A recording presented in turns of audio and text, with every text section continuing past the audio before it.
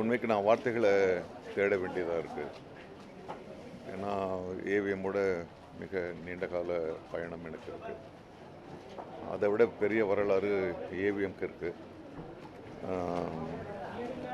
AVM Saravanan sir அவ்வளோ வெற்றிகள் பெற்றோம், அவ்வளோ பல வெற்றிகளை அடுக்கியும் பொதுவெளியில் வரும்பொழுது கையை கட்டி ரொம்ப தாழ்மை பணிவோடு அவர் காட்சி அளிக்கிறதே ஒரு பெரிய பாடம்.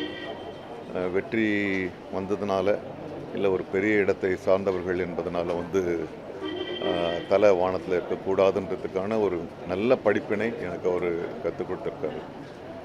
ஒரு நிறுவனம் எப்படி இயங்க வேண்டும், எப்படி அமைக்க வேண்டும் என்றதுக்கு ஒரு பெரிய கல்லூரியாக அந்த ஏவிஎம் இருந்துக்கிட்டு இருக்கு. அவருடைய கடைசி மூச்சு வரை அவருடைய எண்ணம் எப்படி இந்த இண்டஸ்ட்ரி முன்னேறுன்றதுலேயே இருந்திருக்காரு.